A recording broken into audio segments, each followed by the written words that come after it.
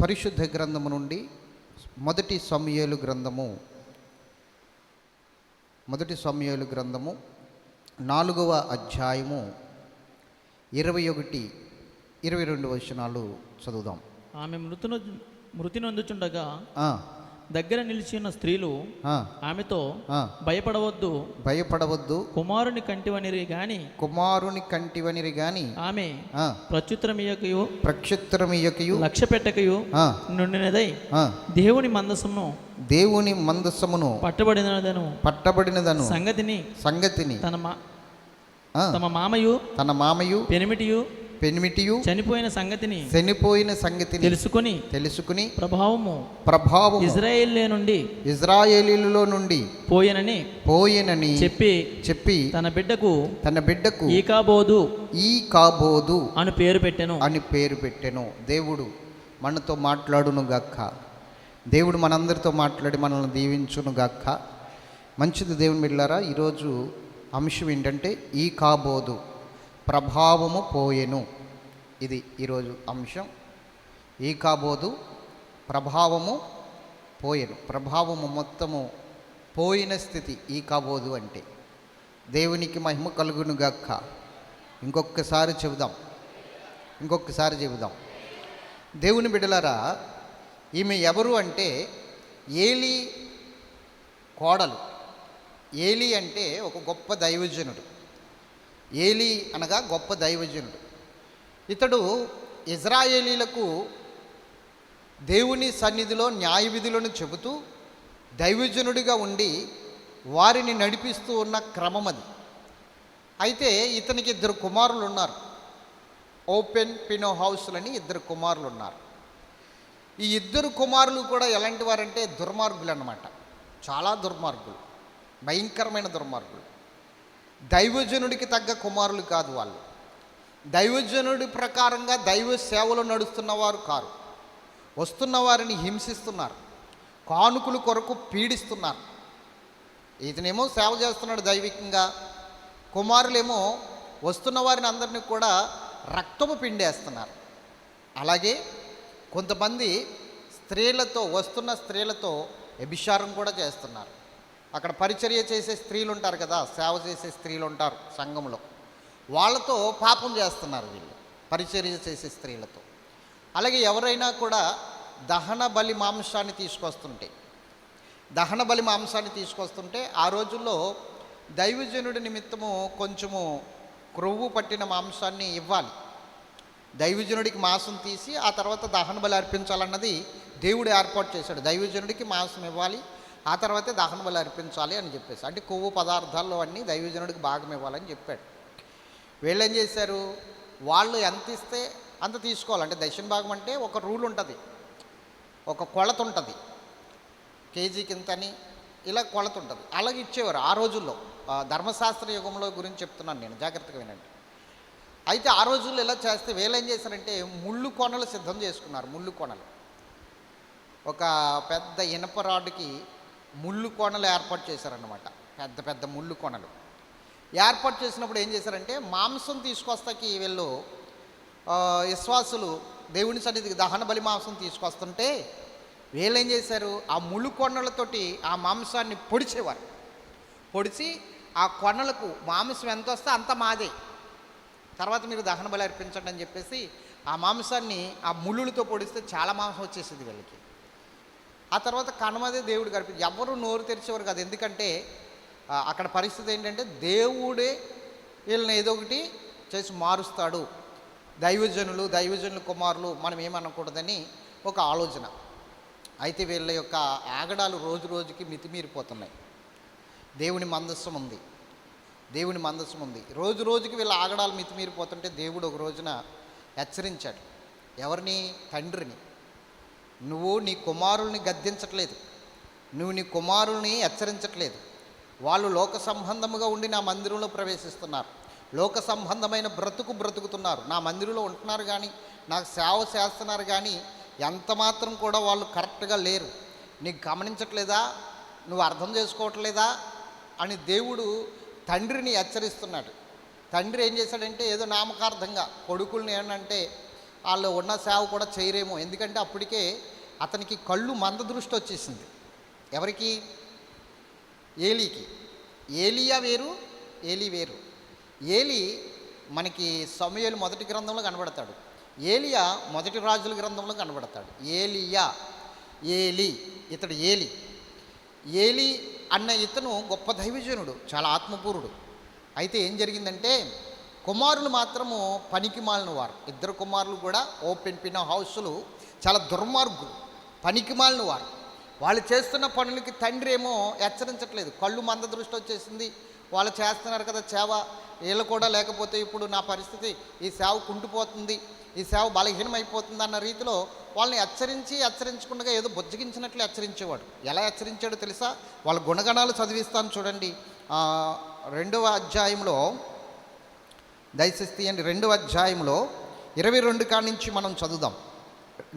మొదటి సమూయేలు గ్రంథము 2వ అధ్యాయము 22వ వచనం కాడి నుంచి మనం చదువుదాం. ఏలీ బహువృద్ధుడాయను. ఇజ్రాయేలుకు తన కుమారులు చేసిన కార్యములన్నీ వారు ప్రత్యక్షపు గుడారం యొక్క ద్వారం దగ్గర సేవ చేయుటకు వచ్చిన స్త్రీలతో సైనించుటకును మాట చెవిని పడగా. మాట ఎవరి చెవిని పడ్డది? దేవుని సన్నిధికి వచ్చి పరిచర్య చేస్తున్న స్త్రీలతో అక్రమ సంబంధం పెట్టుకుంటున్నారు వీళ్ళు, వ్యభిచారం చేస్తున్నారు, సైనిస్తున్నారు. దుర్మార్గం కదది. నెక్స్ట్, మాట చెవిని పడగా వారిని పిలిచి ఇట్లా నేను ఇలా చెప్పాను, ఈ జనులందరూ మీరు చేసిన చెడ్డ కార్యములు నాకు, ఈ జనులందరి ముందర మీరు చేసిన చెడ్డ కార్యములు, ఈ జనులందరి ముందర మీరు చేసిన చెడ్డ కార్యములు నాకు వినబడినవి. ఇలాంటి కార్యములు మీరెందుకు చేయుచున్నారు? నా కుమారులారా ఇలాగ చేయవద్దు, నాకు వినబడినది మంచిది కాదు. చెప్పండి, బొజ్జగిస్తున్నట్లుగా మాట్లాడుతున్నాడు, గద్దించటం లేదు అక్కడ. నా కుమారులారా మీరు ఇలా చేస్తున్నది మంచిది కాదు. యెహోవా జనులను మీరు అతిక్రమింపజేయుచున్నారు. యెహోవా జనులను మీరు అతిక్రమింపజేయుచున్నారు. నరునికి నరుడు తప్పు చేసిన యెడల దేవుడు విమర్శన చేయను. కానీ ఇప్పుడు నేను నా సహోదరుడి విషయంలో ఏదైనా పొరపాటు చేశాననుకో, దేవుడు వచ్చి సరిచేస్తాడు, నన్ను సరి చేసుకోమని చెప్తాడు, అవునా? అలాగే నా సహోదరుడు నా విషయంలో ఏమైనా పొరపాటు చేశాడనుకో, దేవుడు వచ్చి అతన్ని సరి చేస్తాడు, నేను ప్రార్థన చేస్తాను కాబట్టి. అలాగే అతను ప్రార్థన చేస్తాడు కాబట్టి ఇద్దరిలో ఎవరినో తప్పున్నా దేవుడు సరి చేస్తాడు, దేవుడు మాట్లాడతాడు. కానీ ఇక్కడ జరుగుతున్న ఘోరము, ఇక్కడ జరుగుతున్న అపరాధము, ఇక్కడ జరుగుతున్న పాపము మనుషులకు వ్యతిరేకంగా కాదు, దేవునికి వ్యతిరేకంగా జరుగుతుంది పాపము. చదవండి. ఎవరైనా యెహోవా విషయంలో పాపం చేసిన యెడల వాని కొరకు ఎవడు విజ్ఞాపన చేయను? చెప్పండి. ఇప్పుడు నా విషయంలో ఎవడైనా తప్పు చేశాడనుకో, తెలియక మాట్లాడుతున్నాడు అనుకో, తెలియక మాట్లాడి తెలియక ఆలోచిస్తున్నాడు అనుకో, తెలియక ఇంకొక రకంగా అతను నా మీద అభ్యంతరం పెట్టుకున్నాడు అనుకో, నేను ప్రార్థన చేస్తాను, ప్రభా అతన్ని క్షమించు, తెలియక మాట్లాడుతున్నాడు, తెలియక అభ్యంతరం పెట్టుకుంటున్నాడు అని చెప్పేసి నేను ప్రార్థన చేస్తాను. కాబట్టి దేవుడు అతన్ని క్షమిస్తాడు. ఓకే. లేదంటే నేను అతని విషయంలో అభ్యంతరం పెట్టుకున్నా, నేను ఆమె విషయంలో అభ్యంతరం పెట్టుకున్నా, వాళ్ళు ప్రార్థన చేస్తారు, ఎందుకో పాస్టర్ గారు ఈరోజు ఈ విషయంలో నన్ను ఎందుకో ఇలాగా గద్దిస్తున్నారు ప్రభా, ఎందుకో నా విషయంలో ఇలా ఉంటున్నారు పాస్టర్ గారు, మరి నాలో ఏం తప్పు ఉందో ఏంటో, ఒకవేళ నాలో తప్పు ఉంటే క్షమించు, లేదంటే పాస్టర్ గారు అయినా భ్రమపడుతుంటే పొరపాటు పడుతుంటే ఆయన క్షమించని చెప్పేసి ఆ సహోదరుడు నా విషయంలో ప్రార్థన చేస్తాడు కనుక నన్ను క్షమిస్తాడు, అలాగే నేను ప్రార్థన చేస్తాను కనుక అతన్ని క్షమిస్తాడు. ఇది మనుషులకు జరిగే వివాదము, దేవుడు న్యాయం తీరుస్తాడు. కానీ దేవునికే విరోధంగా పాపం చేస్తే ఎవరు విజ్ఞాపన చేస్తారు ఇతని పక్షంగా? దేవుడు ఆలకిస్తాడా? దేవునికి విరోధంగా పాపం చేస్తే ఎవరు దేవుడు ఆలకించడు, దేవుడు క్షమించడు. ఇది గుర్తుపెట్టుకోండి. మనుషునికి విరోధంగా పాపం చేస్తే క్షమాపణ ఉంది, కానీ దేవునికి విరోధంగా పాపం చేస్తే క్షమాపణ లేదు. ఎందుకంటే ఒక్కొక్కరు పరిస్థితి అలాగే ఉంటుంది. మనుష్యుని మీద అభ్యంతరం పెట్టుకుంటున్నాను అనుకుని పరిశుద్ధాత్మ మీద అభ్యంతరం పెట్టుకుంటారు. యేసు ప్రభు కూడా మాట చెప్పాడు, మనుష్య కుమారుని దూషించువానికి క్షమాపణ కలదు, కానీ పరిశుద్ధాత్మను దూషించువానికి యుగమందైనను రాబోయే యుగమందైనను వారికి క్షమాపణ లేదు అని చెప్పాడు కదా. కాబట్టి దేవునికి విరోధముగా పాపం చేయకూడదు. మనం దేవునికి విరోధముగా పాపం చేయకూడదు. పరిశుద్ధ గ్రంథంలో 2 పాపాలు ఉన్నాయి. 2 పాపాలు, ఒకటి మరణకరమైన పాపము, ఇంకొకటి మరణకరము కాని పాపము. అర్థమైందా? మరణకరమైన పాపం ఒకటి ఉంది, మరణకరము కాని పాపం ఒకటి ఉంది. చూపిస్తాను చూడండి, ఇది ఇలాగే ఉంచండి, దీన్ని మూసేయకండి. 1 యోహాను పత్రిక 1 యోహాను పత్రిక దయచేసి చివరి వచనాలు మనం చూద్దాం. 1 యోహాను పత్రిక 5వ అధ్యాయము 16వ వచనం కానించి మనం చదువుదాం. 16వ వచనం. తన సహోదరుడు 1 యోహాను పత్రిక 5:16 తీశారా? చూడండి. తన సహోదరుడు మరణము కాని పాపము చేయగా, మరణము కాని పాపము చేయగా ఎవడైనను చూసిన ఎడల అతడు వేడుకొనును. చెప్పండి, మరణకరము కాని పాపం అన్నమాట. ఏ పాపము? మరణకరము కాని పాపము. 2 పాపాలు ఉన్నాయి. ఇప్పుడు మరణకరము కాని పాపం ఏంటి? నా మీద నువ్వు అభ్యంతరం పెట్టుకోవడం, నేను నీ మీద అభ్యంతరం పెట్టుకోవడం, ఇది సింపులే. అప్పుడు అభ్యంతరం పడినప్పుడు ఏం జరుగుతుంది? సహోదరుడు చూసి ప్రార్థన చేస్తాడు, వేడుకుంటాడు, ప్రభా తెలియక మాట్లాడుతున్నాడులే, తెలియక చేస్తున్నాడులే, తెలియక తప్పు చేస్తున్నాడులే, అతన్ని క్షమించు అని ప్రార్థన చేసేవాళ్ళు ఉంటారు. కానీ మరణకరమైన పాపము కూడా ఉందట. ఆ పాపము చేసినప్పుడు ఇంక వేడుకున్న ప్రయోజనం లేదు, వాడిని చావుకే కారణం. చదవండి. అతన్ని బట్టి దేవుడు మరణకరము కాని పాపం చేసిన వారికి జీవము దయచేస్తాడట. మరణకరము కాని పాపము చేసేవానికి ఏం చేస్తాడట? జీవం దయచేస్తాడట. మరణకరమైన పాపము కలదు. అది మరణకరమైన పాపం కూడా కలదు. అట్టి దాని గురించి వేడుకొనవలెనని నేను చెప్పుటలేదు. చూసారా, ఇంక వేడుకునే అవకాశమే లేదు. కాబట్టి అట్టి వాటిని గురించి వేడుకొనవలనని నేను చెప్పుటలేదు. సకల దుర్నీతియు పాపము అయితే మరణకరము కాని పాపము కలదు. కానీ పాపము కూడా ఉంది. మరణము లేని పాపం ఉంది, మరణకరమైన పాపం ఉంది. మీరు గమనించండి, దేవునికి విరోధముగా పాపం చేస్తే అది మరణకరమైన పాపమే. ఏలీ కుమారులతో చెప్తున్నాడు. ఏమని చెప్తున్నాడంటే, ఒరే బాబు, మీరు చేస్తున్నది కరెక్ట్ కాదు, మీరు చేస్తున్నది చాలా తప్పు, కాబట్టి జాగ్రత్తగా ఉండండి, ఎలాంటి పనులు ఇంక చేయకండి, నాకు వినబడినది మంచిది కాదు అని ఏలీ తన కుమారులతో చెప్పేశాడు. చెప్పేసిన వాళ్ళు మనసును పెట్టారా? చెప్పాలి. వాళ్ళు అర్థం చేసుకున్నారా? మరలా మన్నాడి నుంచి వాళ్ళ పనులు వాళ్ళ బ్రతుకు వాళ్ళదే. వాళ్ళు ఎందుకు మనసును పెట్టలేదంటే, దేవుడంట వాళ్ళని చంప చూశాడట, ఇంకా చంపేయాలనుకున్నాడట, వాళ్ళని బతకనివ్వకూడదు అనుకున్నాడట. వీళ్ళు వేస్ట్, నా సేవకు పని చేయరు, ఇంకా నా పనికి పని చేయరు, వీరు వస్తున్న వారిని అపవిత్రపరుస్తున్నారు, వీళ్ళు అపవిత్రం అయిపోవడమే కాకుండా, కాబట్టి వీళ్ళని చంపాలి అని నిర్ణయించుకున్నాడు. కాబట్టి వాళ్ళకి గద్దింపు అవసరం లేకుండా పోయింది. వారు ప్రవర్తన మార్చుకోలేకపోయారు, వారు ఆలోచన మార్చుకోలేకపోయారు. నిజమే, వినాశకాలే విపరీత బుద్ధి అన్నారు. వినాశకాలే విపరీత బుద్ధి. వినాశకాలము సంభవించినప్పుడు విపరీతమైన బుద్ధులు పుడతాయి, పనికి మాలిన బుద్ధులు పుడతాయి. మనం ఎవరు చెప్పినా వినము. నాకు తెలిసిందే జ్ఞానం అనుకుంటాం, నాకు తెలిసిందే మంచిది అనుకుంటాం, నా దారే కరెక్ట్ దారి అనుకుంటాం. ఇంకెవరు చెప్పినా అర్థం చేసుకోము. మన బుద్ధికి ఎంత తోస్తే అంతటని బయలుపరిచేస్తాం, మన బుద్ధి అక్కడ చూపిస్తాం, మన ఆలోచన నెరవేరుస్తాం. దైవజనుడు చెప్పనివ్వండి, స్నేహితులు చెప్పనివ్వండి, లేకపోతే తోటి విశ్వాసులు చెప్పనివ్వండి, లేకపోతే సహదాసులు చెప్పనివ్వండి, మనస్సును పెట్టము. ఎందుకు పెట్టము అంటే ఒకటే విషయం, దేవుడు వారిని నాశనానికి అప్పగించాలనుకున్నాడు కనుక. చూడండి, ఇక్కడ ఆ విషయం క్లియర్గా ఉంటుంది. చదవండి 25. నరునికి నరుడు తప్పు చేసిన యెడల దేవుడు విమర్శన చేయను గాని ఎవరైనా యెహోవా విషయములో పాపము చేసిన యెడల పాపము చేస్తే వాని కొరకు ఎవడు విజ్ఞాపన చేస్తాడు అనెను. అయితే యెహోవా, జాగ్రత్తగా వినండి, యెహోవా వారిని సంపదలసి ఉండెను గనుక వారు తమ తండ్రి యొక్క మొర్రను వినకపోయిరి. అది ఎందుకు వినలేదు? ఇప్పుడు ఈరోజు చాలామందిని దైవజనుడు హెచ్చరిస్తాడు, మార్చుకోండి అయ్యా మీ ప్రవర్తన, మీ బుద్ధులు మార్చుకోండి అయ్యా, మీ బుద్ధులు మార్చుకుని మీ ప్రవర్తన మార్చుకుని చక్కగా నడవండి అయ్యా, దేవునికి అనుకూలంగా నడవండి, దేవుని సన్నిధిలో దేవునికి విలువ ఇవ్వండి, ఆయనకి సమయం ఇవ్వండి, మొదటి స్థానం ఇవ్వండి అని చెప్పినా వినరు. ఎందుకు వినరు? దేవుని ఆలోచన వేరేగా ఉంది కాబట్టి. ఇంకా వాళ్ళ విషయంలో దేవుని ఆలోచన ఏంటి? ఓపెన్ పిన్ హౌస్ల విషయంలో దేవుని ఆలోచన ఏంటి? చంపాలని చూస్తున్నాడు దేవుడు. చంపాలని చూస్తున్నాడు, చంపేస్తాడు కూడా, చంపేశాడు. మీకు అర్థమవుతుందా? ఈరోజు గద్దింపును లక్ష్య పెట్టలేదు అంటే నీకు మూడిందని అర్థమైందా? దేవుని జ్ఞానాన్ని నువ్వు పక్కకు త్రోసేస్తున్నావు అంటే నీకేదో వినాశకాలము ప్రారంభమవుతుందని అర్థం.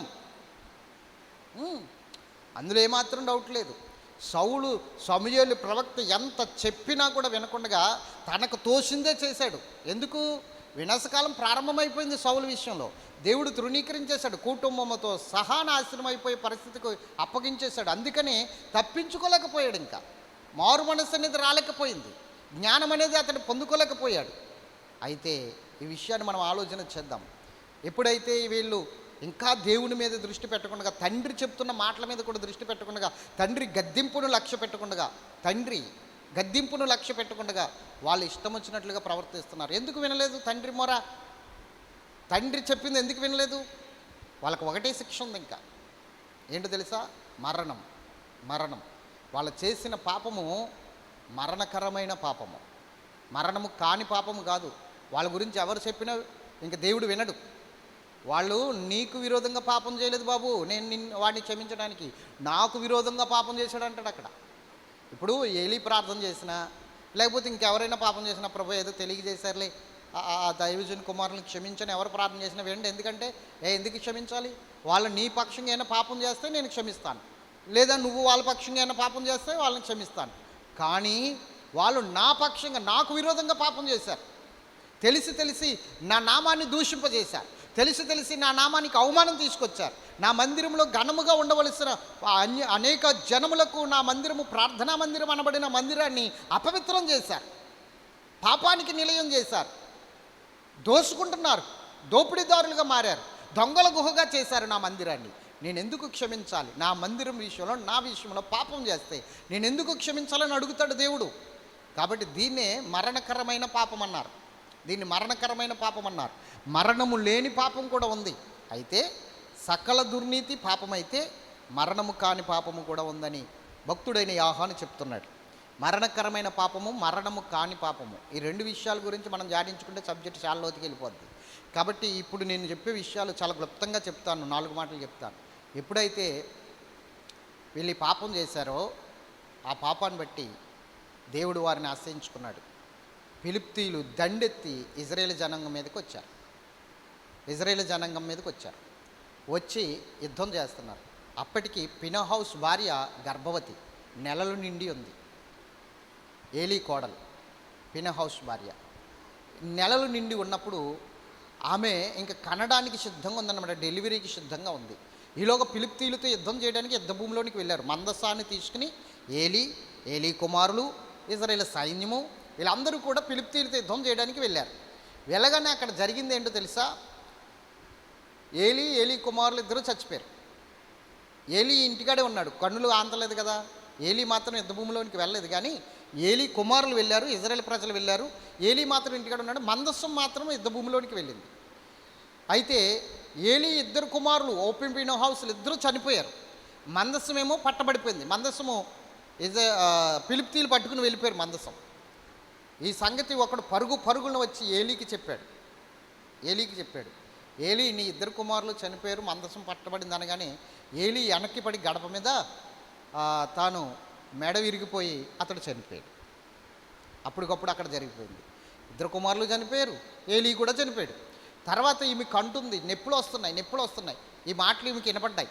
నొప్పులు వస్తుంటే ఈమె ఏడుస్తుంటే పక్కనున్న మంత్రసానులు అంటున్నారు, పర్వాలేదు నీకు కుమారుడు పుడుతున్నాడు. అప్పటికే ఆ డెలివరీ సగం అయిపోయింది, తల బయటకు వచ్చేసింది.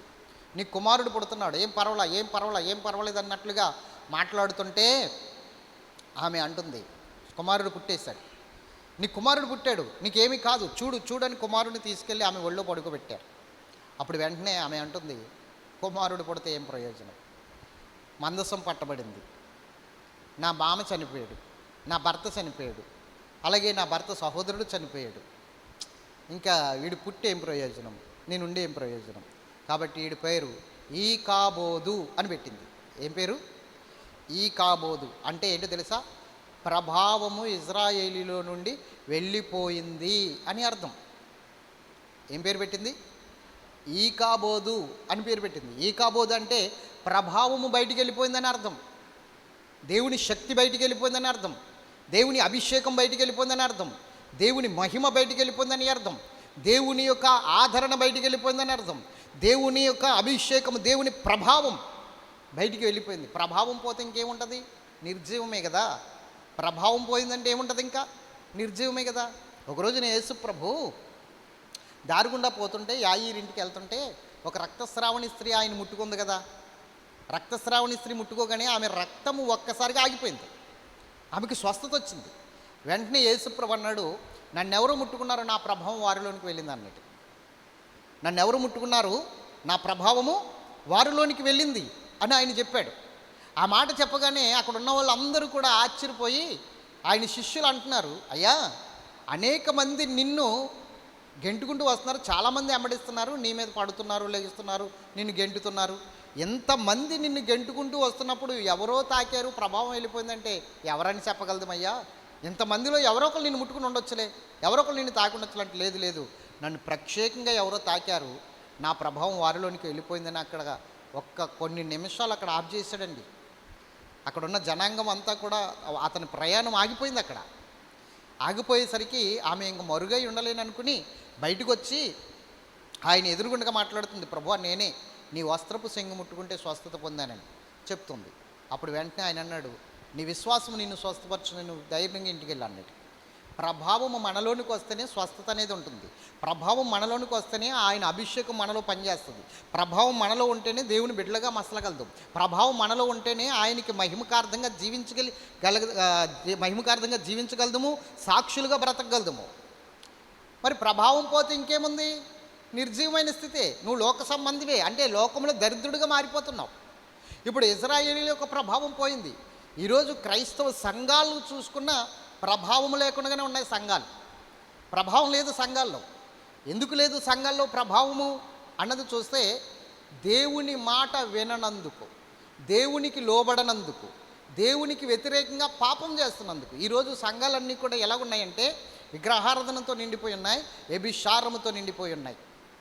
అందుకే ప్రభావం లేదు సంఘాల్లో, ప్రభావం పోయింది సంఘాల్లో. విగ్రహారాధన ఎక్కడుందండి? విగ్రహారాధన మేము ఎప్పుడో మానేసాం అని మీరు అనొచ్చు. వ్యభిచారం మేము ఎక్కడ చేస్తున్నాం? వ్యభిచారం మేము చేస్తున్నామా? ఓపెన్ పినో హౌస్లో అయితే అక్కడ పరిచర్య చేయడానికి వచ్చిన స్త్రీలతో వ్యభిచారం చేశారు, మేమెవరితో పాపం చేస్తున్నాం అని మీరు అడగొచ్చు. ఆత్మీయ పాపాల గురించి నేను మాట్లాడుతున్నాను.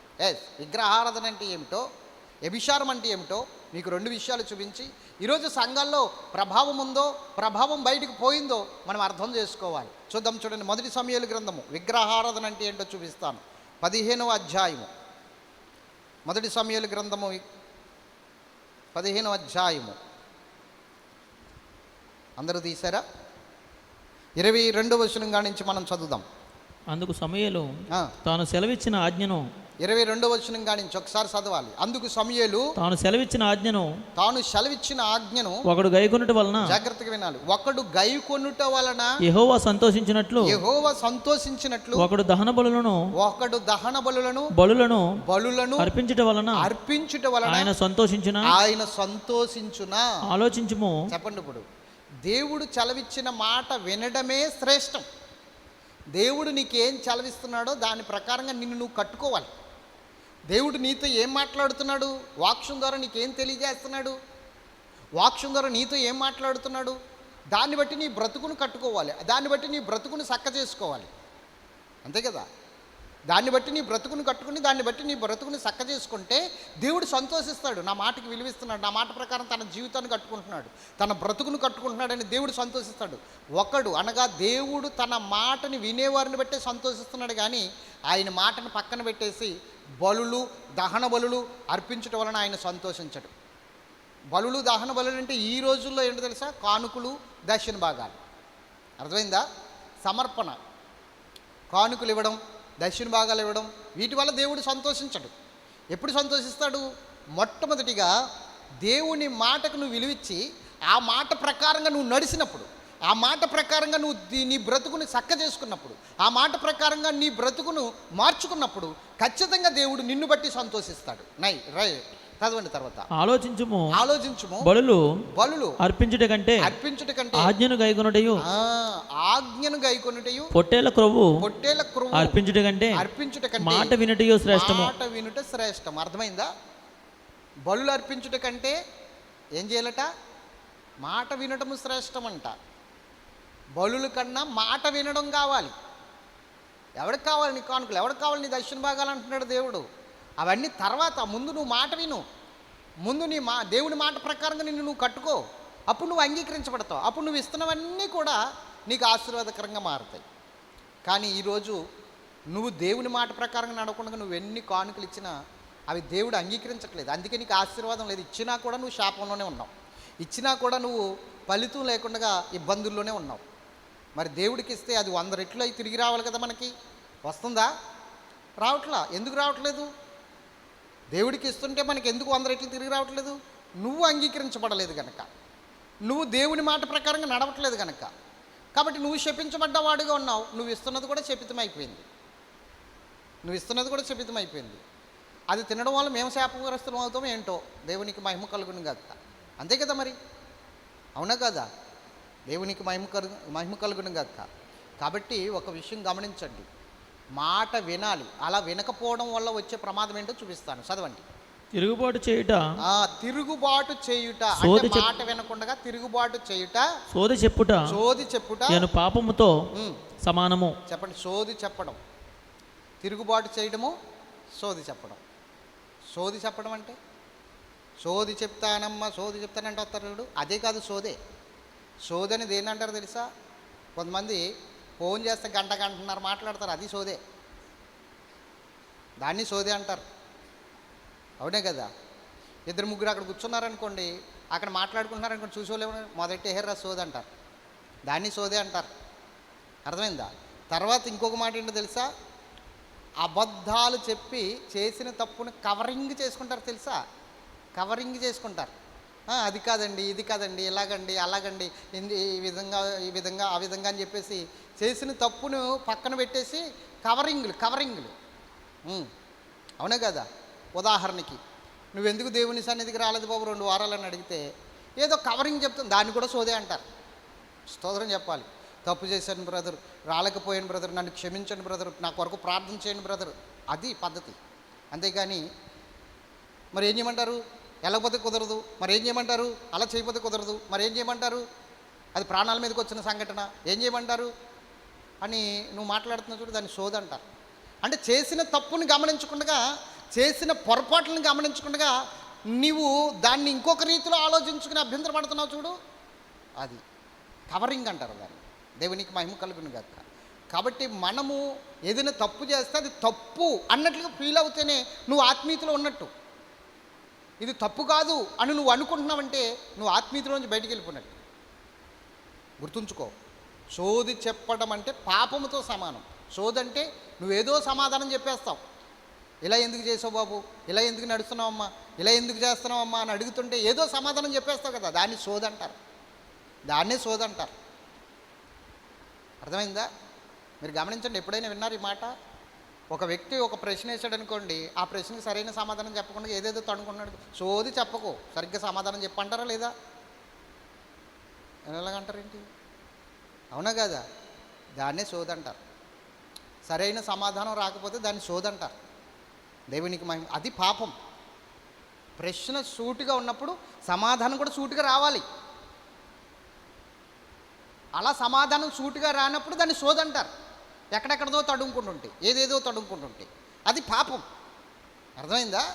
చదవండి కిందకి. మూర్ఖతను అగపరుచుట మాయా విగ్రహము గృహదేవతలను పూజించుటతో సమానము. చెప్పండి, ఇప్పుడు విగ్రహారాధన అంటే ఏంటి? విగ్రహారాధన అంటే ఏంటి?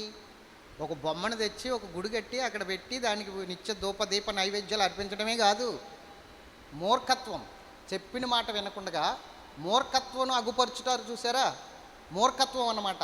మాట వినరు, గద్దించిన లక్ష్య పెట్టరు, వాళ్ళకి తోచింది చేసేస్తారు. వాళ్ళకి అర్థం కాకపోయినా వాళ్ళకి ఎంత జ్ఞానం ఉందో ఆ జ్ఞానాన్ని బట్టి నడుస్తారు. దేవుని బట్టి నడవరు, దేవుని మాట వినరు, మాటకి సేవి యొగ్గరు. మూర్ఖత్వం అమ్మా, మూర్ఖత్వం. ఈ మూర్ఖత్వము వల్ల నువ్వు విగ్రహారాధన చేస్తున్నావు. అది మాయాదేవతలను గృహదేవతలను పూజించుటతో సమానమంట. మరి విగ్రహారాధన కాదు. ఇప్పుడు ఈ విగ్రహారాధన సంఘములో ఉండడం వల్ల ఏమిటి ఆ విగ్రహారాధన? సోది చెప్పడం,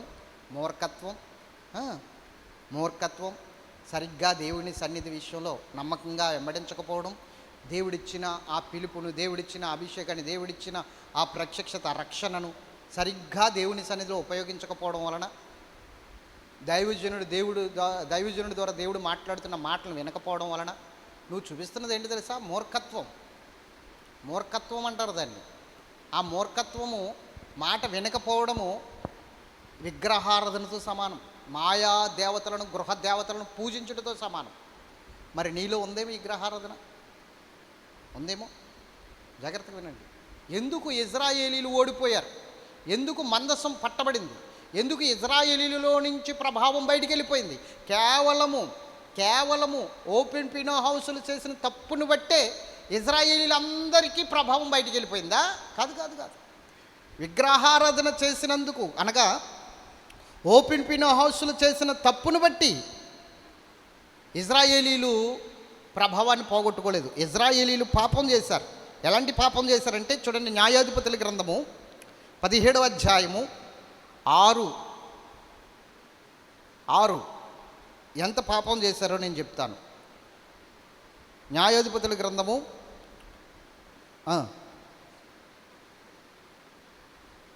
17:6 చదవాలి. న్యాయాధిపతుల గ్రంథం తీయలేదమ్మా?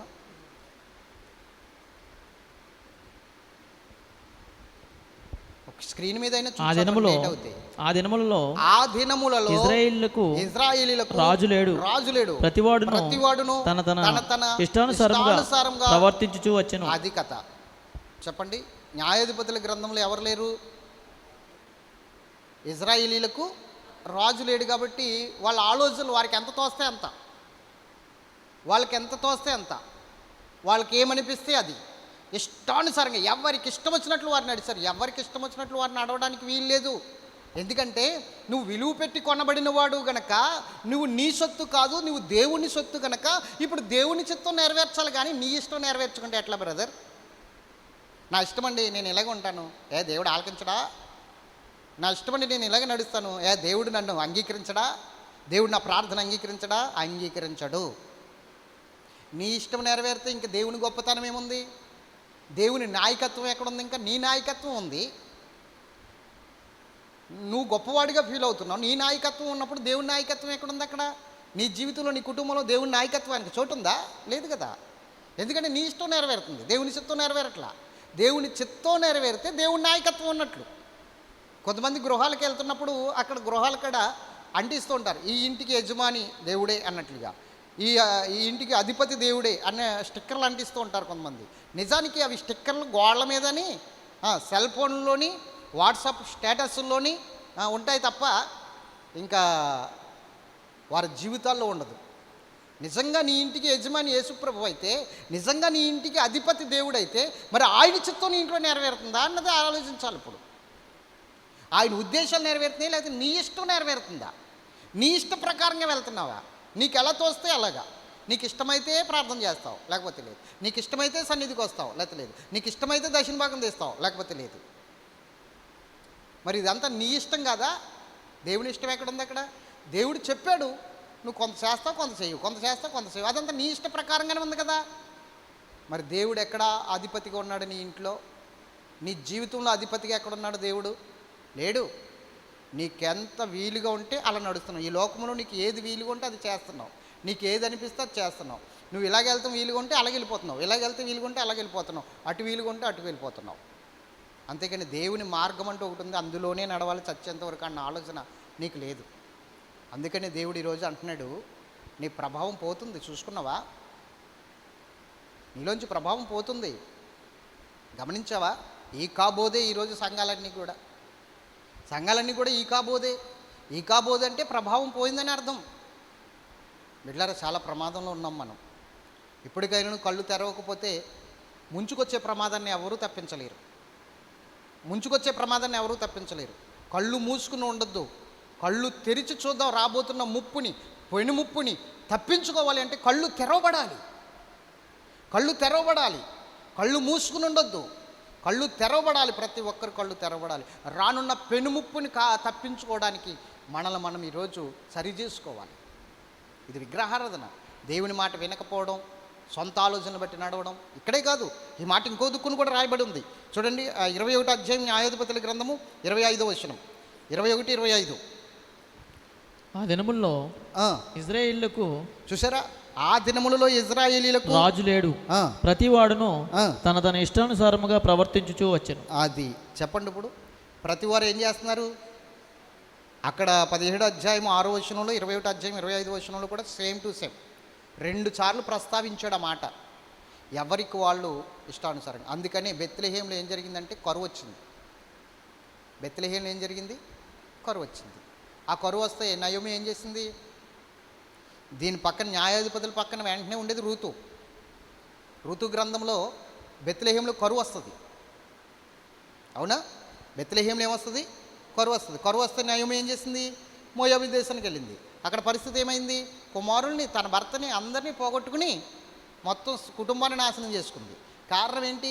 బెత్లెహేం అనగా అర్థం ఏంటో తెలుసా? యోధా బెత్లెహేములో కరువు వచ్చింది. యోధా బెత్లెహేం అంటే అర్థం ఏంటో తెలుసా? యోధా అంటే స్తుతి. యోధా అంటే అర్థం ఏంటి? స్తుతి. బెత్లెహేం అనగా రొట్టెల ఇల్లు, సమృద్ధి గల పట్టణం అని అర్థం. రొట్టెల ఇల్లు బెత్లెహేం అంటే ఏంటది? రొట్టెలు కొదువు ఉండదు అక్కడ బెత్లెహేంలో. మరి బెత్లెహేంలో, యోధా బెత్లెహేంలో కరువు ఎందుకు వచ్చింది? అంత సమృద్ధి ఉన్న పట్టణంలో ఎందుకు వచ్చిందంటే ఎవరి ఇష్టానుసారంగా వాళ్ళు నడుస్తున్నారు, దేవుణ్ణి స్తుతించట్లేదు. యోధా అంటే స్తుతి ఆగిపోయింది. స్తుతి ఆగిపోవడం వలన, దేవునికి చోటు లేకపోవడం వలన, దేవుని స్థానాన్ని వారు మార్చేసుకోవడం వలన, ఎవరికో ఇచ్చేయడం వలన ఆ యోధా బెత్లెహేములో కరువు వచ్చేసింది. ఆ కరువు తట్టుకోలేక ఒక కుటుంబం నాశనం అయిపోయింది. అర్థమైందా? ఈరోజు నేను చెప్తున్న విషయాలు జాగ్రత్తగా వినండి. ఎప్పుడైతే నువ్వు దేవుని మాటకు లక్ష్య పెట్టవో, ఎప్పుడైతే దేవుని మాట వినవో, దేవునికి విరోధముగా నువ్వు ప్రవర్తిస్తున్నావో, ఆయన గద్దింపుని లక్ష్య పెట్టకుండా ఉన్నావో, అది విగ్రహారాధనతో సమానం. విగ్రహారాధన అంటే ఒక బొమ్మను పూజించడం కాదు, ఒక బొమ్మను పూజించడమే కాదు. దేవుని మాట వినకపోయినా అది విగ్రహారాధనతో సమానం. నీ ఇష్టానుసారంగా నువ్వు ప్రవర్తించినా అది విగ్రహారాధనతో సమానం. అది మనం చదువుకున్నాం. నేనేం చెప్పట్లా. సమూయేలు గ్రంథంలో చదువుకున్నాం లేదా? ఖచ్చితంగా చదువుకున్నాం. మాయా దేవతలను, గృహ దేవతలను పూజించుటతో సమానమని రాయబడి ఉంది. మరి నువ్వు ఇంకా అలాంటి బ్రతుకుతున్నావేమో ఒకసారి ఆలోచించండి. ప్రభావం పోతుంది, నీ కుటుంబంలో ప్రభావం పోతుంది. అంత అశాంతి, అసమాధానము, మనశ్శాంతి లేని బ్రతకవలసిన పరిస్థితి వస్తుంది. అర్థం కావట్లేదు మనకి ఎక్కడ తేడా వచ్చిందో మనకు అర్థం కావట్లేదు. అర్థమవుతుందా? అసలు తేడా ఎందుకు వచ్చిందంటే 2 విషయాలు చెప్తున్నాను కదా. ఒకటి విగ్రహారాధన, 2 వ్యభిచారం అని. ఆ వ్యభిచారం ఏంటో చూపిస్తాను చూడండి. న్యాయాధిపతుల గ్రంథము 17 అధ్యాయం 4-5 వచనాలు చదువుదాం. అతడు ఆ రోకలను తన తల్లికి ఇయ్యగా ఆమె వాటిలో 200 పట్టుకుని కంసాలి వారికి అప్పగించెను. అతడు వాటితో చెక్కబడిన ప్రతి మాయా స్వరూపమైన పోత విగ్రహమును చేయగా అది మీకా ఇంట ఉంచబడెను. చెప్పండి, ఇప్పుడు ఏం చేస్తున్నాం? ఇప్పుడు వచ్చిన డబ్బులు, రోకలు అనగా డబ్బులు. రోకలు అంటే ఏంటి? డబ్బులు. రోకల వేరు, నూకల వేరు. నూకలంటే భోజనం. అర్థమైందా? భూమి మీద అడిగి నూకలు లేవండి అంటారు కదా ఎవడని చచ్చిపోతే. నూకలంటే ఏమి లేనట్టు, ఇంక వాడికి భూమి మీద ఆహారం లేదు అందుకే చచ్చిపోయాడు అంటారు. నూకలు వేరు, రోకలు వేరు. రోకలు అంటే ఏంటి? డబ్బులు. అర్థమైందా? రోకలు అంటే ఏంటి? డబ్బులు. మరి ఇప్పుడు ఆ రోకలను పట్టుకుని వెళ్ళి ఏం చేశాడట? తన తల్లికి ఇచ్చాడు. ఆమె ఏం చేసింది? కంసాలోడికి ఇచ్చింది. ఆ కంసాలోడు ఏమిచ్చాడు? బొమ్మ ఇచ్చాడు. దాన్ని తీసుకొచ్చి ఏం చేసింది? మేకా ఇంట్లో పెట్టింది. అవునా? ఇది కారణం. న్యాయాధిపతులు కాలంలో జరిగిన సంఘటన ఇది. విగ్రహారాధన. ఏమిటి విగ్రహం? చాలా భయంకరమైన స్థితి. అంటే ఇక్కడ ఏం జరుగుతుందంటే వ్యభిచారం జరుగుతుంది. దీన్ని ఆత్మీయ వ్యభిచారం అన్నారు. ఏమన్నారు? చెప్పండి. ఆత్మీయ వ్యభిచారం. ఈ ఆత్మీయ వ్యభిచారం ఎంత ప్రమాదం అంటే దీన్ని యాకోబు తన పత్రికలు అంటాడు, వ్యభిచారునులారా లోక స్నేహము దేవునితో. వ్యభిచారునులారా అంటే అర్థం ఏంటి? అసలు వ్యభిచారం అంటే అర్థం ఏంటి? పాత నిబంధన వ్యభిచారానికి, క్రొత్త నిబంధన వ్యభిచారానికి చాలా తేడా ఉంటుంది. పాత నిబంధనలో వ్యభిచారం ఏమో స్త్రీ పురుషులు కలుసుకుంటే అది వ్యభిచారం. అంటే తన భార్య కాకుండా ఇంకొక స్త్రీతో పరాయి మగోడు ఉంటే అది వ్యభిచారం. అలాగే భర్త కాకుండా పరాయి మగోడుతో ఉంటే అది వ్యభిచారం. ఓకే, దీన్ని వ్యభిచారం అన్నారు. కానీ కొత్త నిబంధనలోకి వచ్చేసరికి యేసుప్రభు ఏమన్నాడంటే నువ్వు ఒక స్త్రీని మోహపు చూపుతో చూస్తేనే నువ్వు వ్యభిచారం అన్నాడు. ఎంత ప్రమాదం అయిపోయిందో చూడండి. ఇప్పుడు కొత్త నిబంధనలోకి వచ్చి ఇంకా జాగ్రత్తగా ఉండాలి. ఇప్పుడు పాత నిబంధనే బెటర్. ఒక రకంగా పాత నిబంధనే బెటరు, చేస్తేనే వ్యభిచారం. కానీ క్రొత్త నిబంధనలోకి వచ్చేసరికి రోడ్డు వెళ్తుందామని చేసి అబ్బా ఎంత బాగుందిరా అంటే చాలు నువ్వు వ్యభిచారివే. అలా అనుకునే వాళ్ళు లేరా? ఏమండి అలా చూస్తారేంటి నా వంక? అంటే ఆశ్చర్యపోతున్నారా లేకపోతే భయపడిపోతున్నారా ఇదా అని? అవును మరి. ఒక స్త్రీని చూసి నువ్వు మోహపు చూపుతో చూస్తేనే నువ్వు హృదయం మందు అభిసరించేసినట్లు అన్నాడు యేసుప్రభు మత్తయి సువార్త 5వ అధ్యాయంలో. అన్నాడా లేదా? మోహపు చూపుతో. కొత్త నిబంధనకు వస్తే కృపాకాలం అండి, ఏంటి కృపాకాలము? పాత నిబంధన ధర్మశాస్త్రమే రైట్ నన్ను అడిగితే. అవునా కదా? పాత ధర్మశాస్త్రంలో దేవుని మందిరం కట్టడం అంటే ప్రత్యక్షపు గుడారాలు దేవుని మందిరం మామూలుగా కట్టేయడమే. కానీ కొత్త నిబంధనలో మందిరం అంటే ఈ కాదు, మనము మందిరంగా కట్టబడాలి. ఇది ఇంకా కష్టం. ఏది కష్టం? మాట్లాడరేంటండి? కృపాకాలం అనుకుంటున్నారు. కృపాకాలం కాదండి, కృపాకాలంలోనే ఉన్నావు కాదనట్లేదు. కానీ దేవునికి అనుకూలమైన స్థితి లేకపోతే చాలా ప్రమాదంలో పడిపోతాం మనం. వ్యభిచారం అంటే ఏమిటో చెప్తున్నాను వినండి. 1 విగ్రహారాధన, 2 వ్యభిచారం. దేవుని కన్నా ఎక్కువగా ఈ లోకాన్ని ప్రేమించటం, డబ్బుని ప్రేమించటం, సుఖానుభవాలను ప్రేమించటం, ఏమండి లగ్జరీ జీవితానికి అలవాటు పడిపోవడం, దీన్ని వ్యభిచారంతో పోల్చాడు దేవుడు పరిశుద్ధ గ్రంథంలో. అర్థమైందా? దీన్ని వ్యభిచారంతో పోల్చాడు. నువ్వు ఎప్పుడు కూడా దేవుని కన్నా ఎక్కువగా దేన్ని ప్రేమిస్తున్నావో అది నీ దృష్టిలో విగ్రహమే. ఎస్. అంటే ఇప్పుడు నేను చెప్తున్నాను వ్యభిచారం అంటే, ఆత్మీయ వ్యభిచారం అంటే ఏంటో చెప్తున్నాను. ఇప్పుడు నా భార్యను మోసగించి నేను పరాయి స్త్రీతో పాపం చేస్తే దాన్ని వ్యభిచారం అంటారు. అది శారీరకమైన వ్యభిచారం. ఆత్మీయ వ్యభిచారం ఏంటి? నిన్ను సృష్టించిన వాడే నీకు భర్త అయి ఉన్నాడు దేవుని వాక్యం ప్రకారంగా. అవునా? ఎంతమందికి అర్థమవుతుంది? నిన్ను సృష్టించిన వాడే నీకు భర్త అయి ఉన్నాడు అనగా సృష్టికర్త అయిన దేవుడు మనకి భర్త అయి ఉన్నాడు. మనము దేవుని సన్నిధిలో సంఘమంతా ఆయనకి భార్య అయి ఉంది, ఆయన భర్త అయి ఉన్నాడు. ఇప్పుడు ఆయనకి ఇక్కడ చోటు ఇవ్వకుండా ఆయన్ని పక్కన పెట్టేసి లోకానికి చోటిస్తే, లోకంలో ఉన్న డబ్బుకు చోటిస్తే, లోకంలో ఉన్న ఘనతకు చోటిస్తే, ఆయన పక్కన పెట్టేసి లోకాన్ని, లోకంలో ఉన్న వాటిని ప్రేమిస్తున్నప్పుడు అది ఆత్మీయ వ్యభిచారం కాదా? అవుతుందా లేదా? మాట్లాడరే. దాన్ని వ్యభిచారంతో పోలిశాడు యాకోబు. అందుకని వ్యభిచారునులారా లోక స్నేహము దేవునితో. ఎస్. ఒక స్త్రీకి భర్త ఎంత ఇంపార్టెంటో అలాగే సంఘానికి దేవుడై ఉన్న భర్త కూడా అంతే ఇంపార్టెంట్.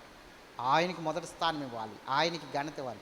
ఆయనకి కాకుండా మనం ఈ లోకంలో దేనికి ఇంపార్టెంట్ ఇచ్చినా, నువ్వు చేస్తున్న పనికి, నువ్వు చేస్తున్న జాబుకి, నువ్వు చేస్తున్న లేకపోతే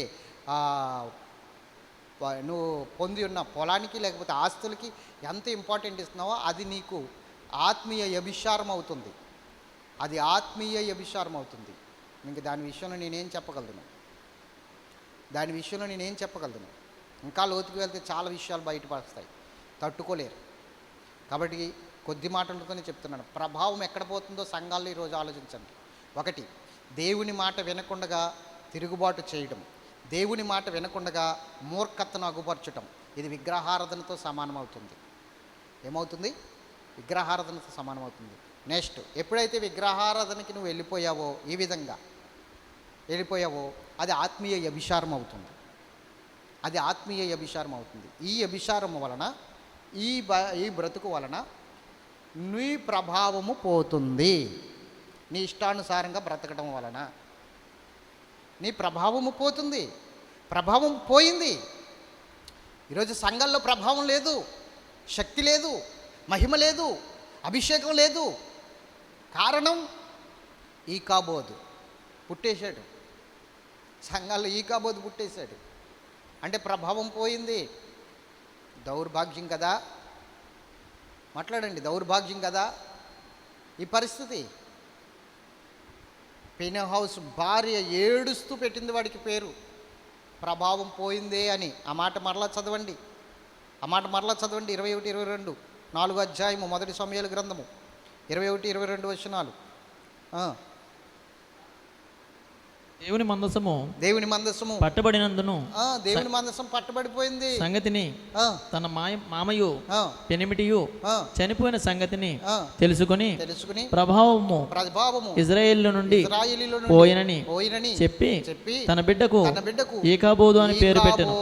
ఆ మాటకి ఏమనుంది? ఒకటి చూడండి. ఈకాబోదు అన్న ప్రభావం పోయెను. కింద ఏమని రాసుంటుంది? పుట్టినోట్లో ప్రభావము పోయెను.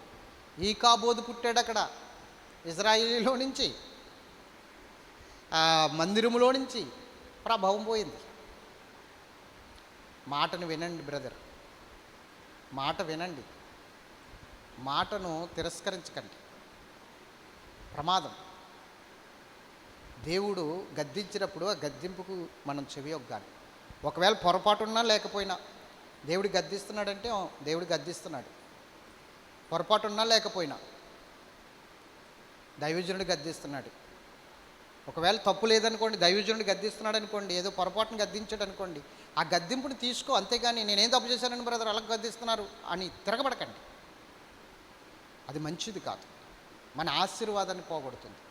తిరుగుబాటు చేయుటయు, సోది చెప్పుటయు, మూర్ఖత్వను అగుపరచుటయు, ఇదంతా విగ్రహారాధనతో సమానమని రాయబడి ఉంది. పాపం అంట, పాపము అని రాయబడి ఉంది. ఒకవేళ దైవజనుడు గద్దిస్తే ఏమో ఏ ఉద్దేశంతో గద్దించాడో, ఏ సందర్భాన్ని గద్దించాడో నాకు తెలియదు. ఒకవేళ నేనేమైనా తప్పుపోయానేమో అని సరి చేసుకుంటాక చూడండి తప్ప, దైవజనుడి ద్వారా దేవుడు గద్దిస్తున్నప్పుడు మూర్ఖత్వాన్ని అగుపరచకండి, మూర్ఖులుగా ప్రవర్తించకండి. అలాగే బ్రదర్ సరి చేసుకుంటాను బ్రదర్, తప్పు అయిపోయింది బ్రదర్, ప్రార్థన చేయండి బ్రదర్ నా గురించి నాకు అని చెప్పండి, అంతే. అర్థమవుతుందా? మాట్లాడరే, అర్థమవుతుందా లేదా? ఎందుకంటే మనం మనుషులం కదా, కోపం వస్తుంది, రాకుండా ఉండదు. కోపం అంటే ఒక వ్యక్తి మన గురించి మాట్లాడుతుంటే కోపం రాకుండా ఉంటుందా? వస్తుందా రాదా? ఖచ్చితంగా వస్తుంది. ఎందుకంటే మనం రక్త మాంసములు కలిగిన వారు, మనం ఉప్పు కారం తింటున్నాం, పౌరుషం ఉంటుంది మనకి. మనమేమి సప్పిడి కూడి తింటలా, మనం ఉప్పు కారం తింటున్నాం, కోపం వస్తుంది. కానీ ఆత్మీయ జీవితంలో తగ్గింపు జీవితం చాలా ప్రాముఖ్యమైనది. ఆత్మీయ జీవితంలో తగ్గించుకోవడం చాలా ప్రాముఖ్యమైనది. కోపం వస్తుంది, రాకుండా ఉండదు. అందరికీ వస్తుంది కోపం, నాతో సహా వస్తుంది. కానీ కారణం లేకుండా కోపాన్ని వెల్లడి చేయకూడదు. బైబిల్లో ఒక మాట రాయబడింది, కోప్పడు కానీ పాపం చేయకని. కొంతమంది కోప్పడతారు, తర్వాత నెక్స్ట్ నుంచి పాపం చేస్తారు. ఏంటా పాపం? ప్రార్థన చేయరు, మందిరానికి రారు, దేవుడి సన్నిధికి దూరం అయిపోతారు, దైవజనుడితో మాట్లాడరు, దైవజనుడికి ఫోన్ చేయరు. ఇదంతా పాపమే. కోపం వచ్చింది రైటే, కానీ పాపం చేయకు. మరలా సహవాసము కలిగి ఉండాలి, సరి చేసుకోవడానికి ప్రయత్నించాలి. ఇది దేవుడు మనతో మాట్లాడుతున్నాడు. చెప్పండి, ఇప్పుడు ఈరోజు దేవుని సన్నిధిలో దేవుని యొక్క ప్రభావాన్ని, దేవుని యొక్క మహిమను, దేవుని అభిషేకాన్ని కోల్పోయి బ్రతకడం కన్నా ఇంకా దౌర్భాగ్యం ఇంకొకటి లేదు. మనం లోకంలో నుంచి దేవుని సన్నిధికి వచ్చి అవి పొందుకోకుండా బ్రతకడము, అవి పొందుకున్న తర్వాత పోగొట్టుకోవడము ఇంకా మరణకరమైన బ్రతికే, ఇంకా అనవసరం, వేస్ట్, అంతే కదా. అదేదో లోకంలో ఉంటేనే వదిలిపోనుగా, లోకంలో ఉంటేనే వదిలిపోనుగా, ఇటువంటి బ్రతుకు ఇక్కడికి వచ్చి బతకలా. లోకంలో ఉన్నా అదే బ్రతుకు కదా, ఇక్కడికి వస్తే ఎందుకు? అలాంటప్పుడు లోకంలో ఉంటేనే సరిపోద్దిగా. లోకంలో నుంచి ఇక్కడికి వచ్చామంటే ఖచ్చితంగా సంథింగ్ మారాలి, ఏదో పొందుకోవాలి. అర్థమవుతుందా? అలాంటి స్థితి లేకపోతే వేస్ట్ అన్నమాట, వేస్ట్. లోకంలో ఉంటేనే బెటర్, లోకంలో ఉంటేనే బెటర్. కానీ లోకంలో నుంచి దేవుని సన్నిధికి వచ్చి ఏమీ పొందుకోకుండా మనం ఉండడం వల్ల ఇంకా ఉగ్రతకు గురైపోతాం మనం. దేవుడు ఓపెన్ పీనో హౌస్ను చంపాలనుకున్నాడు కాబట్టి వాళ్ళు ఆ మాటలు, తండ్రి మాటలు లక్ష్య పెట్టలేదు. ఈరోజు ఆత్మీయ తండ్రి మాటలు ఎంతమంది లక్ష్య పెడుతున్నారు? ఆత్మీయ తండ్రి గద్దిస్తుంటే ఎంతమంది వింటున్నారు? ఆత్మీయ తండ్రి గద్దింపుని లక్ష్య పెట్టట్లేదంటే దేవుడు కూడా నీ పట్ల ఏదో ఉద్దేశం కలిగి ఉన్నాడు అనమాట. ఓపెన్ పీనో హౌస్ విషయంలో కలిగినట్లు మీ విషయంలో కూడా ఏదో ఉద్దేశం కలిగి ఉన్నాడు. అందుకనే మీకు సేమ కుట్టినట్లు కూడా ఉండట్లేదు అనమాట. గద్దింపు బ్రతుకు మార్చుకోలేకపోతున్నారు. అంటే అక్కడ జరిగేది ఏంటంటే ప్రభావం పోతుంది. చెప్పండి, పోయిందా పోతుందా? పోయిందా పోతుందా? దావీదు పాపం చేశాడండి. పాపం చేసిన తర్వాత దేవుడు అతను విడిచిపెట్టేశాడు కొన్నాళ్ళు. అప్పుడు దావీదు అన్నాడు, నేను ఓటికుండ వంటి వాడనైతిని, మరణమై స్మరణకు రాక మరవబడి తిని అన్నాడు. కీర్తన 31:12 అనుకుంటా, కీర్తన 31:12 అనుకుంటా. చూడండి ఒకసారి, మరణమై, అదే కీర్తనలు 31:12. Okay, right. మరణమై చూడండి, 31:12 కీర్తన గ్రంథం. దావీదు ఇక్కడ మాట్లాడుతున్నాడు, మరణమై స్మరణకు రాకున్నా వాని వలె మరవబడి తిని. చూసారా, మరణమైపోయాను, స్మరణకు రావట్లేదు, మరవబడి తిని, ఓటికుండ వంటి వాడనైతిని. ఇప్పుడు మీరు ఒక విషయం నా వైపు చూస్తూ వినండి. దావీదు పాపం చేశాడు కదా, దేవుడు ఏం చేశాడు? విడిచిపెట్టేశాడు, కొన్నాళ్ళు విడిచిపెట్టేశాడు. అంటే దేవుని దృష్టిలో ఏమైపోయాడు? ఇప్పుడు మృతుడైపోయాడు, మరణం అయిపోయాడు, అంతే కదా. ఇప్పుడు మన జీవితంలో కూడా అదే పరిస్థితి ఉంది. అందుకని ప్రకటన గ్రంథంలో అంటాడు, నువ్వు జీవించుచున్నావన్న పేరు మాత్రం ఉంది కానీ నీవు మృతుడవే అంటాడు. అంటే మృతుడు అయిపోతే, ఇప్పుడు మా ఇంట్లో మా నాన్నగారు చనిపోయారండి, మా పెద్దమ్మగారు చనిపోయారు, మా నాన్నగారు మా పెద్దమ్మగారు చనిపోయారు. అలాగే నాకు ఊహ తెలిసిన తర్వాత మా నాయనమ్మ కూడా చనిపోయింది. మా ఊహ తెలిసిన తర్వాత మా నాయనమ్మ చనిపోయింది, తర్వాత మా పెద్దమ్మ, తర్వాత మా మా నాన్నగారు. ఇప్పుడు వాళ్ళని మర్చిపోయామా లేదా చెప్పండి? మర్చిపోకుండా ఉంటామా? మరణం అయిపోయిన వాడిని మర్చిపోతాం, కానీ రోజు సమాధి గడికి వెళ్ళి ఏడ్చి కూర్చుని వస్తామా? మర్చిపోతామా లేదా? అలాగే దేవుడు కూడా ఆత్మీయతలో చచ్చిపోయిన వారిని మర్చిపోతాడు, ఆత్మీయతలో పడిపోయిన వారిని మర్చిపోతాడు. ఇప్పుడు దావీదు కూడా అదే మాట చెప్తున్నాడు, నేను మరణమై స్మరణకు రాక మరవబడి తిని. స్మరణకు రాక అంటే దేవుడు నన్ను జ్ఞాపకం చేసుకుంటలేదు, దేవుడు నన్ను మర్చిపోయాడు. ఎందుకంటే నేను మరణించాను, ఆత్మీయంగా చచ్చిపోయాను. ఓటికుండ వంటి వాడనై తిని అంటున్నాడు ఇక్కడ. చూసారా, మనం ఎప్పుడైతే దేవునికి విరోధంగా పాపం చేస్తామో అప్పుడు దేవుడు మనల్ని మర్చిపోతాడు. ఎందుకు మర్చిపోతాడంటే ఆ పాపం ద్వారా మనం మృతులమైపోయాం, ఆ పాపం ద్వారా మనం చచ్చిపోయాం, మన ఆత్మీయ జీవితం చచ్చిపోయింది. కాబట్టి చచ్చిపోయిన వారిని ఏం చేస్తాడు? ఆయన గుర్తుంచుకోడు, మనమే గుర్తుంచుకొని చచ్చిపోయిన వాళ్ళని ఆయన ఏం గుర్తుంచుకుంటాడు? కాబట్టి ఒక ఫోటో పెట్టి సంతాప సభ ఏర్పాటు చేసేస్తాడు, దేవదూతలు అందరితో పాటు ఒక విందు చేస్తాడు. ఆడు ఇంకా అయిపోయాడులే, ఇంక ఊరుకోండి అని చెప్తాడు. సంతాప సభ ఉంది తెలుసా బైబిల్లో. దేవుడు కూడా ఒక వ్యక్తి చనిపోతే సంతాప సభ ఏర్పాటు చేస్తాడట. తెలీదా మీకు? తీయొద్దు కానీ చెప్తాను. ఆదికాండం 6వ అధ్యాయంలో భూమి మీద నరులను చేసినందుకు దేవుడు అయిన యెహోవా సంతాపము నొందెను. అంటే ఏంటి? వాళ్ళు చేసిన పాపాలను బట్టి దేవుడు ఏం చేశాడు? వాళ్ళ ఫోటోలు పెట్టి సంతాప సభ ఏర్పాటు చేస్తాడు అనమాట, జ్ఞాపకార్థ కూడిక. అలా మర్చిపోతాడన్నమాట ఆయన. దావీదుని మర్చిపోయాడు. అప్పుడు మరలా నాతాను ప్రవక్త వచ్చి దావీదుని గద్దిస్తే ఆ గద్దింపుకు తిరగబడకుండా, ఆ గద్దింపుని పక్కన పెట్టకుండా, ఆ గద్దింపుని బట్టి దావీదు చేసిన ఆ దైవజనుడి మీద తిరగబడకుండా, ఆ దైవజనుడి మీద కోప్పడకుండా వెంటనే ఆ గద్దింపుని అంగీకరించి ప్రార్థన చేశాడు కనుక తిరిగి మరలా బ్రతికాడు దావీదు. గద్దింపుని లక్ష్య పెట్టకపోతే ఆ రోజు దావీదుకి ఏం లోటు లేదు, లోటేమి లేదు. లోటేని ఉందా? పాపం చేసినప్పుడు అతనికి కానీ లోటు ఉందా? రాజు అయ్యాడు, సింహాసనం ఉంది, పరిపాలన చేస్తున్నాడు, తినడానికి లోటు లేదు, కట్టుకోవడానికి లోటు లేదు, దాసదాసీలకు లోటు లేదు, ఇదేనికి లోటు లేదు. పాపం చేసినా కూడా ఎందుకు? దేవుడు వదిలేశాడు కదా, దేవుడు మర్చిపోయాడు కదా. కానీ లోకాశీర్వాదం ఆగదండి, లోకాశీర్వాదం ఉంటుంది. లోకాశీర్వాదం ఎవరికైనా ఉంటుంది, పాపులకి ఉంటుంది, నీతిమంతులకి ఉంటుంది లోకాశీర్వాదం ఆగదు. కానీ దేవుని దగ్గర స్థానం ఉండదు. దేవుని దగ్గర ఏముండదు? స్థానం ఉండదు. మరలా ఎప్పుడు వస్తుందో స్థానం? ఒకవేళ నువ్వు ఆ పొరపాటు గ్రహించాడు దావీదు. ఓటికుండ వంటి వాడనైతిని, నా ప్రభావం కారిపోతుంది. ఓటికుండ అంటే అర్థం ఏంటి తెలుసా? చిల్లడిపోయిన కుండ అనుకోండి, నీరు వేసిన కొంతసేపటికి మొత్తం అంతా లోపల నుంచి వచ్చేస్తుంది బయటికి, చిల్లడిపోయిన కుండ. కానీ ఓటికుండ అలా రాదు, డ్రాపులుగా లీక్ అవుతుంది. అంటే ఓటికుండకి చిల్లడిపోయిన కుండకి తేడా ఏంటంటే, చిల్లడిపోయిన కుండ వేరు, ఓటికుండ అంటే క్రాక్ తీస్తుంది, కేవలం బీట తీస్తుంది అంతే. అది మనకు తెలీదు బీట తీసిందని, నీళ్ళు పోస్తే తెలుస్తుంది.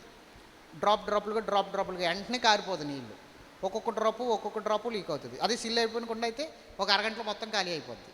ఇది అలా కాదు, ఉదయం వస్తే సాయంత్రం దాకా ఉంటుంది కానీ కారిపోతూ ఉంటుంది అన్నమాట. అలా ఓటికుండ వంటి వాడు అయ్యాడు ఎవరు? దావీదు. ఇప్పుడు దేవుడిచ్చిన అభిషేకం, దేవుడిచ్చిన పాటలు పాడే తలంతు, ఇవన్నీ కూడా ఏమైపోతుందంటే డ్రాపులుగా కారిపోతుంది. అభిషేకం ఖాళీ అయిపోతుంది కుండ. గమనించాడు, నేను ఎందుకు ఇదివరకులా పాడలేకపోతున్నాను, ఇదివరకులాగా ఎందుకు రాయలేకపోతున్నాను, ఇదివరకులాగా ఎందుకు ప్రార్థన చేయలేకపోతున్నాను, ఇదివరకులాగా ఎందుకు దేవుని సన్నిధికి ఇంపార్టెంట్ ఇవ్వలేకపోతున్నాను అంటే నేను ఓటుకొండలా మారిపోయిన నా సంగతి అర్థమైంది దావీదుకి. నా ప్రభావం కారిపోతుంది అన్న ఆ విషయం అర్థమైంది దావీదికి. ఈరోజు అది కూడా అర్థం అవట్లేదు మనకి. అది దౌర్భాగ్యం.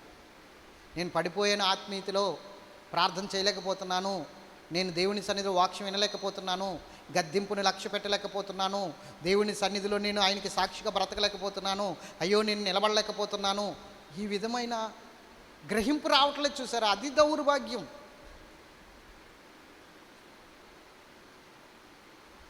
ఎంతమందికి అర్థమైంది? ఇప్పుడు చెప్పండి, ప్రభావం ఉందా పోయిందా? నీలో ప్రభావం ఉందా పోయిందా? ప్రభావాన్ని పోనవ్వకండి. ప్రభావం పోయిన బ్రతికున్న ఒకటే, చచ్చిన ఒకటే. ప్రభావం పోకూడదు, దేవునికి లోబడాలి. దేవుడి మాటలు తన వినికుడిలో దీవించునుగాక. ఆమేన్. ప్రార్థన చేసుకుందాం, మోకరించండి.